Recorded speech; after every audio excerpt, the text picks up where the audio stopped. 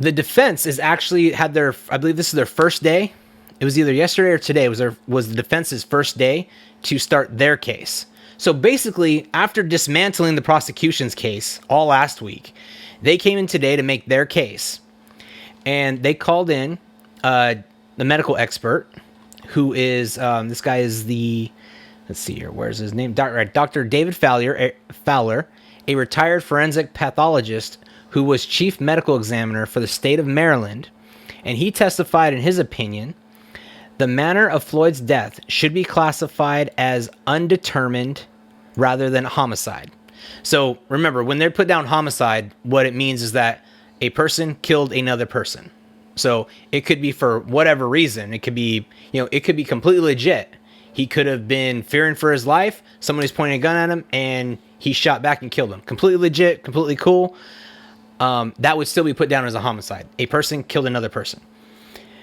What Fowler is saying is that, no, this should have been listed as undetermined. The reason why he's saying that is that, well, and I'll just read here. So, in my opinion, Mr. Floyd had a sudden cardiac arrhythmia due to his, I don't know how to pronounce that, and hypertensive heart disease during his restraint and subdual by the police. So, he believes that George Floyd had a heart attack while he was being restrained. So that kind of sounds like it backs up the prosecution's claim, like, hey, this guy acted negligently, and that's what led to George Floyd's death. Here's the problem. In Fowler's determination, fentanyl and methamphetamine contributed to Floyd's death. He also said that there is exposure to vehicle exhaust, so potentially carbon monoxide poisoning, or at least an effect from increased carbon monoxide in his bloodstream. The witness said he did not believe carbon monoxide from the squad car's exhaust caused Floyd's death, but it was a potential contributing factor. So, you have all these different things. What we know about George Floyd is that he had a lethal dose of fentanyl in his system. So I believe it's 3 times the lethal dose of fentanyl in his system. He also had methamphetamine in his system.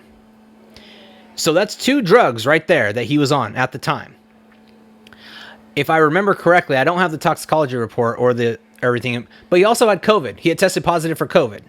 So that's another thing that affects your lungs and your ability to breathe. So I don't know how that factored in, but since it hasn't been brought up during any of this, I guess COVID didn't really have any effect on George Floyd. So what we know here is that there were a whole bunch of other contributing factors that led to his death other than a knee on the neck. So it is not looking good for the prosecution, for the state. And to top it all off, this happened last week as well. So when George Floyd got arrested, there was another guy in the car with him, or another guy out there with him. His name was Maurice Hall. So he came out and he did all these press conferences right after this. I'm going to be George Floyd's mouthpiece. I'm going to be his voice. Well, he is now no longer going to testify. And he said if he was brought to the stand, he would plead the fifth. The reason that is because Maurice Hall was George Floyd's drug dealer. It is highly likely that Maurice Hall gave George Floyd the drugs that were in his system that day. My understanding of Minnesota murder law, Maurice Hall could be arrested and tried for murder in the 3rd degree of George Floyd. So that tops it all off right there. This has not been going well for the prosecution in this. Derek Chauvin, if you were to remove all politics aside, if you were just to remove all of that from this trial, Derek Chauvin is likely getting acquitted completely of all charges. I think with everything that's going to go on, I think you're going to see him convicted of manslaughter, and he'll get somewhere between 5 and 10 years. My problem with that is that there are going to be riots no matter what. You're going to see riots no matter what.